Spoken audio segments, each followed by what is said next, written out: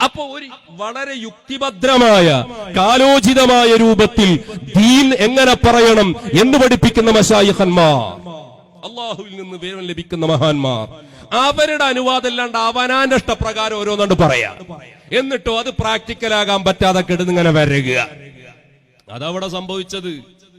നിങ്ങൾ അങ്ങനെ വരകണ്ട ആൾക്കാരല്ലല്ലോ. നിങ്ങൾ എന്നെ പറയണതാരാ? നിങ്ങളിപ്പോ അങ്ങനെ വലിയ വലിയ ആൾക്കാരല്ലേ നിങ്ങള് 40 ഔലിയാക്കളെ സ്ഥാനത്ത് നിൽക്കുന്ന അതിബ്ബാഉൽ ഖുലൂബുകളല്ലേ നിങ്ങള്. ഇപ്പൊ നിങ്ങൾ പറഞ്ഞ കാര്യം അത് നിങ്ങൾ എന്നെ ജീവിതത്തിൽ പ്രാവർത്തികമായിട്ട് കാണിച്ചു തരണ്ടേ? അത് എന്താ നിങ്ങൾക്ക് പറ്റാത്തത്? അതല്ലേ നമ്മളെ ചോദ്യം. അതെന്തുകൊണ്ട് നിങ്ങൾക്ക് നിങ്ങളുടെ നിലപാടിൽ ഉറച്ചു നിൽക്കാൻ പറ്റുന്നില്ല? ഒരു നിലപാടെടുത്താൽ അതിനൊരു നിലവാരം വേണ്ടേ? ആ നിലപാടിൽ ഉറച്ചു നിൽക്കണ്ടേ? അതാ ഞാൻ പറഞ്ഞത്. പറമ്പിൽ പീടിക എന്ന് പറഞ്ഞാണല്ലോ നമുക്ക് വല്ലാതെ പൊള്ളിയത്. അതല്ലേ നമ്മൾ പറഞ്ഞത്. തന്റെ ഇടത്തോടുകൂടി പറയാൻ കഴിയണം. തന്റെ ഇടം എന്ന് പറഞ്ഞാൽ എന്താ? തന്റെ ഇടം ഭദ്രമാക്കണം, സുഭദ്രമാക്കണം, ശക്തമാക്കണം, കൃത്യമായിരിക്കണം. അത് അവനാന്റെ ഇടം.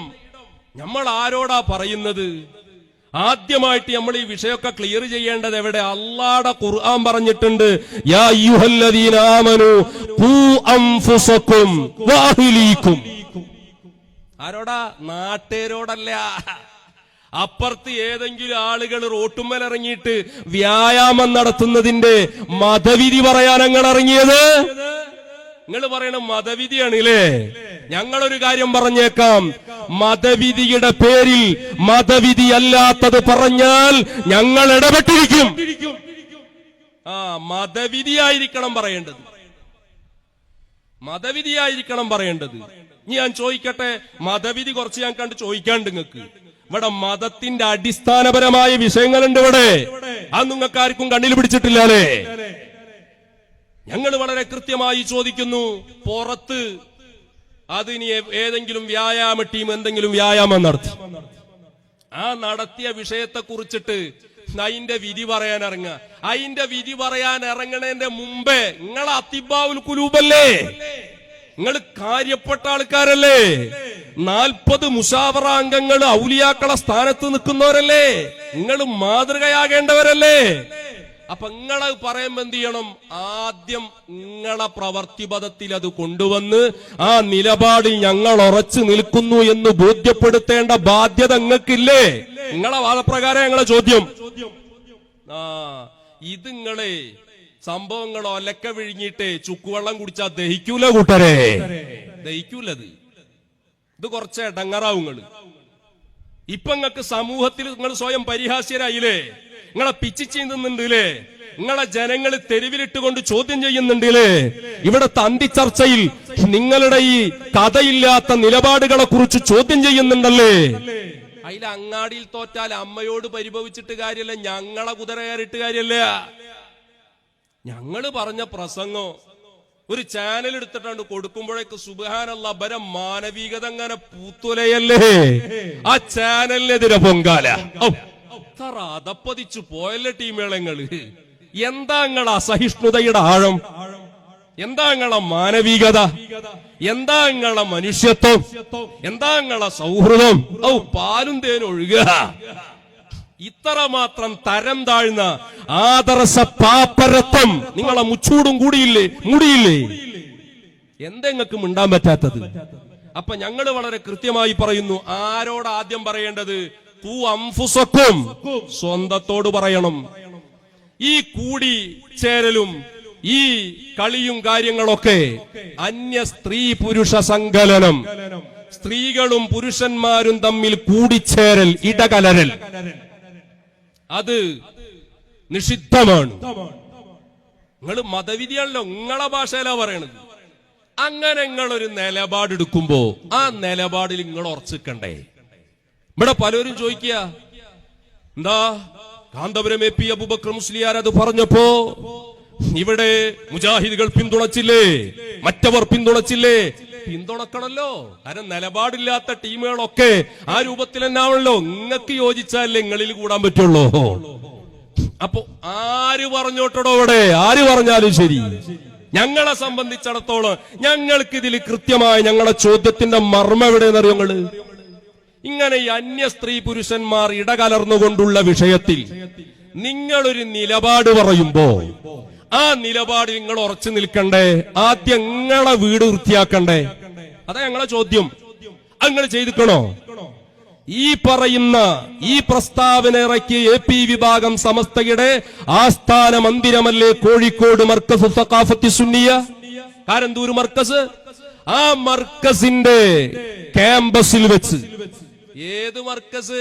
ശരീഅത്ത് കോളേജിൽ നിന്ന് ഓരോ വർഷവും സഖാഫിമാരെ ഇറക്കി വിടുന്ന മർക്കസ് അല്ലേ? ആ മർക്കസിൽ ഇങ്ങള് പറയുന്ന പ്രകാരമുള്ള ശരീഅത്ത്, നിങ്ങൾ പറയുന്ന നിങ്ങളെ വാദപ്രകാരമുള്ള മതവിധി, അങ്ങനത്തെ ഒരു നിലപാട് നിങ്ങൾ പറയുമ്പോ ആ നിലപാട് അവിടെയെങ്കിലും പ്രകടാകണ്ടേ? എന്താ അവിടെ സംഭവിച്ചത്? എന്നിട്ടിപ്പോ കുറ്റ്യാടിന്ന് പ്രസ്താവന ഇറക്കുക നിഴൽവാദി. എന്ത്? ഇസ്ലാമിക നിയമം പറയുന്നവരെ ഭീഷണിപ്പെടുത്താൻ ഇവിടെ ആരും വളർന്നിട്ടില്ല, ആരെയും വളരാൻ അനുവദിക്കുകയുമില്ല. എന്താ ഊക്ക്? പൊന്നാര ചെങ്ങാതി, ആദ്യം അവനാന്റെ ഇടം ശരിയാക്ക്, എന്നിട്ട് പോരെ. ആ മർക്കസിന്റെ ക്യാമ്പസില് അന്യ പെണ്ണും അന്യ ആണും തമ്മിൽ കണ്ടൂന്ന് മാത്രല്ല, ദർശനം മാത്രമല്ല, പര സ്ത്രീ പുരുഷ ദർശനം മാത്രല്ല, ദർശനവും അതുപോലെ സ്പർശനവും അവിടെ നടന്നു അല്ലേ? ഷെയ്ക്ക് ഹാൻഡ് കൊടുക്കുക. ലോ കോളേജിലെ 2ാം വർഷ വിദ്യാർത്ഥിയുടെ വയസ്സത്രേ? ഷെയ്ക്ക് ഹാൻഡ് കൊടുക്കുക ഒരു അന്യ പുരുഷന്. ഞങ്ങളെ സംബന്ധിച്ചിടത്തോളം ആ തൊട്ടവൻ ആര്, തൊടപ്പെട്ടവൾ ആര്, ഷെയ്ക്ക് ഹാൻഡ് കൊടുത്തവൻ ആര്, കൊടുക്കപ്പെട്ടവൾ ആര്, ഞങ്ങൾക്ക് ചർച്ചയില്ല. ഞങ്ങളെ വിഷയം നിങ്ങൾ പറയുന്ന ഈ നിലപാടനുസരിച്ച് അത് തെറ്റല്ലേ? നിങ്ങളെ നിലപാടനുസരിച്ച് തെറ്റല്ലേ? അപ്പൊ അതെന്തേ നിങ്ങളെ സ്ഥാപനത്തിൽ പറ്റുമോ? അത് നടത്തിയെന്ന് മാത്രല്ല, അത് മാലോകരുടെ മുമ്പിൽ ഞങ്ങൾ പറഞ്ഞു, ഇവര് ഇരട്ടത്താപ്പിന്റെ ആളുകളാണ്. ഇവര് പറയുന്നു ഇങ്ങനെ ചെയ്യാൻ പാടില്ല, തെറ്റാണ് എന്ന് ഇവര് പറയുമ്പോൾ തന്നെ ഈ നിലപാടിൽ ഉറച്ചു നിൽക്കാൻ ഇവർക്ക് സാധിക്കുന്നില്ല എന്ന് നിങ്ങൾ ചെയ്ത ഈ നിലപാടില്ലാത്ത വിഷയത്തെക്കുറിച്ച് ഞങ്ങൾ സമൂഹത്തോട് വിളിച്ചു പറഞ്ഞപ്പോ അതിനെ മാന്യമായ രൂപത്തിൽ അതിനോട് പ്രതികരിക്കാൻ നിങ്ങളെ കയ്യിൽ ഒരു ചുക്കും ചുണ്ണാമ്പുമില്ലാതെ വന്നപ്പോ, നിങ്ങൾ നിരായുധരായപ്പോ നിങ്ങൾ ചെയ്ത അവസാന തടവായിരുന്നു ഞങ്ങളുടെ ഉസ്താദുമാർക്കെതിരെ കേസ് കൊടുക്കുക. അറിയണം, മാലോകരറിയണം, ഇത് മലയാളികൾ മനസ്സിലാക്കണം. ഈ നിലപാട് പറയും, അതുപോലെ തന്നെ ഇസ്ലാമിക നയം പറയുന്നവരെ ഭീഷണിപ്പെടുത്താൻ ഇവിടെ ആരും വളർന്നിട്ടില്ല, ആരെയും വളരാൻ അനുവദിക്കുകയില്ല എന്നൊക്കെ പ്രസംഗിക്കുന്നവർ സ്വന്തം സ്ഥാപനത്തിൽ നിങ്ങളെ മുസാവറയുടെ ആസ്ഥാന മന്ദിരമായ മർക്കസിന്റെ ക്യാമ്പസിൽ വെച്ച് ഒരു അന്യ പെണ്ണിന് അന്യ പുരുഷൻ കൈകൊടുത്ത് ഷെയ്ക്ക് ഹാൻഡ് കൊടുത്തത് നിങ്ങൾ പറയുന്നതനുസരിച്ച് നിങ്ങളെ നിലപാടിൽ നിങ്ങൾ ഉറച്ചു നിൽക്കുന്നില്ല എന്ന് ഞങ്ങൾ ജനങ്ങളോട് പറഞ്ഞപ്പോ നിങ്ങൾ നേരെ പോയിട്ട് കേസ് കൊടുക്കേ ഹസനി ഉസ്താദിനെതിരെ കേസ് കൊടുത്തില്ലേ? എന്നിട്ട് ആ കേസ് നടത്താൻ വേണ്ടി പാവപ്പെട്ട ഈ സമുദായത്തിന്റെ നാണയത്തുട്ടുകൾ അനാഥ സംരക്ഷണത്തിന്റെ പേര് പറഞ്ഞ് അവരിൽ നിന്ന് പെറുക്കിക്കൂട്ടിയ ലക്ഷങ്ങൾ വെച്ചിട്ട് ഓരോ സിറ്റിംഗിലും ആ കേസ് നടത്താൻ വേണ്ടി 1 ലക്ഷവും 1.5 ലക്ഷവും ഫീസ് കൊടുത്തിട്ട് അഡ്വക്കറ്റിനെ വെച്ച് വാദിച്ചുകൊണ്ടിരിക്കുന്ന വർഗവഞ്ചകരെ, ഇരട്ടത്താപ്പുകാരെ, ഇരുമുഖമുള്ളവരെ, നിലപാടില്ലാത്തവരെ നിങ്ങളാണോ പത്രക്കാരെ മുമ്പിൽ, മീഡിയകളുടെ മുമ്പിൽ നിലപാട് പറയുന്നത്? ഇതിനെക്കുറിച്ച് എന്തു പറയാൻ? മറുപടി കിട്ടണം ഞങ്ങൾക്ക്. ഞങ്ങളെ മർമ്മം അവിടെ പോരാ. അതിനുശേഷം നോളേജ് സിറ്റിയിൽ നിങ്ങൾ നടത്തിയില്ലേത്? അപ്പൊ പറയാ നോളേജ് സിറ്റിയിൽ 1 ആണോ 2 ആണോ 3 തവണയാണോ, എത്ര തവണ ആവർത്തിച്ചു? അത് നടത്തിയതിന് ഞങ്ങളെ ഉസ്താദ് മാപ്പ് പറഞ്ഞിട്ടുണ്ട്. ഇതിങ്ങനെ 40 രാഷ്ട്രങ്ങളിൽ നിന്നുള്ള എല്ലാ ആണും പെണ്ണും മദാമമാരും ഒക്കെ കൂടി ഇങ്ങോട്ട് കടന്നു വന്നിട്ട് എന്താ കുശാലം? ഇതൊരു യാദൃശ്ചികമായിട്ട് മറ്റാള് പറഞ്ഞല്ലോ എന്തെന്ന് അങ്ങനെ ഉത്തരേന്ത്യ എന്നൊരു തെബിലിയ അങ്ങോട്ട് വന്നു അണ്ണെന്ന് പറഞ്ഞു അങ്ങോട്ട് കയറി അപ്പോ മീറ്റിംഗിൽ വെച്ചാണ് സംസാരിച്ചു അപ്പൊ ഒരു മാലണ്ട് ഇട്ടുകൊടുത്തു. എന്താ ന്യായീകരണത്തിന്റെ ഊക്ക്? ഇത് അതേമാതിരി അല്ലല്ലോ 40 അതെന്നെ അബദ്ധം. ഇത് 40 രാഷ്ട്രങ്ങളിൽ നിന്നുള്ള ആൾക്കാർ വന്നിട്ട് നിങ്ങൾ നടത്തിയ സമ്മേളനല്ലേ, ഉച്ചകോടിയല്ലേ? ഉച്ചകോടി വൈകുന്നേരം നടന്നിട്ടുണ്ടല്ലോ അല്ലേ? ആ നടത്തിയതിൽ ഞങ്ങൾ ചോദിക്കുന്നു, അതിന് ക്ഷമാപണം നടത്തിയെന്ന്, അതിന് തൗബ ചെയ്തു. ഇത് യാദൃശ്ചികമായിട്ടാണ് സംഭവിച്ചതാ? ഇത് നിങ്ങൾ പ്ലാൻ ചെയ്ത് കരുതി കുട്ടിയൊപ്പിച്ച പണിയല്ലേ? എന്നിട്ടാണും പെണ്ണും ചക്കരിയും തേങ്ങയും പോലെ കൂടിക്കലർന്ന് എല്ലാ കുശാലായിട്ടാണ് നടത്തി. എന്നിട്ട് അതിൽ വഴലും പറയാ. എന്നിട്ടോ ആളുകൾ ഇത് പുറത്തു വന്നു, ചാനലുകളിലൂടെ പുറത്തു വന്നപ്പോ സമസ്ത പ്രസിഡന്റിന്റെ പ്രഖ്യാപനം, ഇത് ശരിയല്ല, അതിനെതിരെ നടപടി സ്വീകരിക്കും. ഒരു നടപടികളെ കൊണ്ട് സ്വീകരിക്കാൻ പറ്റൂല. അതിന് മാത്രം ഊക്കുള്ളവരൊന്നും നിലപാടുള്ളവരൊന്നും ആ കൂട്ടത്തിലില്ല. കാരണം പണത്തിന്റെ മേലെ പരുന്തും പറക്കുമോ? ഇല്ല. ഒക്കെ ബിസിനസ്മാൻ കൈകാര്യം ചെയ്യുമല്ലോ, ഒന്നാണ്ട് കണ്ണൂർത്തിയാ മതിയല്ലോ. അപ്പൊ എന്റെ പ്രിയപ്പെട്ട സഹോദരന്മാരെ, ഞാൻ വളരെ കൃത്യമായി ചോദിക്കുന്നു, അത് ഒന്നല്ല അതിന്റെ ശേഷം തുടർന്നില്ലേ? ഇനി ഞാൻ ചോദിക്കട്ടെ, എല്ലാ മാസവും നിങ്ങൾ പറയുന്ന നിങ്ങളെ നിലപാട് പ്രകാരം മുട്ടിപ്പടിയിലെ സ്വലാത്ത് നഗറിൽ ആണും പെണ്ണും കൂടി കലരുന്നില്ലേ? എല്ലാവരും നടാന്നും പറഞ്ഞിട്ട് വരുന്നില്ലേ? ഏറ്റവും പ്രധാനപ്പെട്ട പോരിശയാക്കപ്പെട്ട രാവല്ലേ റമദാൻ 27-ാം രാവ്. ആ രാവിൽ ആണും പെണ്ണും കൂടി കലരുന്നില്ലേ? ഓരോ യൂണിറ്റിന്നും അവനാന്റെ പെങ്ങളും ഉമ്മയും ഭാര്യയും മകനും മാത്രമായിട്ടാ വരില്ലേ? ഒരു വണ്ടിയിൽ എത്ര ആളുകളാ വരല്? ഓരോ യൂണിറ്റിന്നും ബസ്സും പിടിച്ചിട്ട് കൂടിക്കലരില്ലേ? അത് ഇസ്ലാമിക വേഷം ധരിച്ചിട്ടേ വരാകൂ എന്ന് പറഞ്ഞിട്ടുണ്ട്. കൂടിക്കലരാൻ പാടില്ല എന്ന് പറഞ്ഞിട്ടുണ്ട്. അത് മറ്റേ ട്രാഫിക്കിൽ നിൽക്കുന്ന പോലീസിന്റെ മാതിരിയാ, പുറത്തിങ്ങനെ ഉടക്കുക, പോയിക്കോട്ടെ അങ്ങനൊക്കെ പറയും. നമ്പങ്ങൾ വന്നോളെ, അപ്പരിപാടി നടക്കൂല. അപ്പങ്ങൾ നിർബാധം തുടരുകയല്ലേ?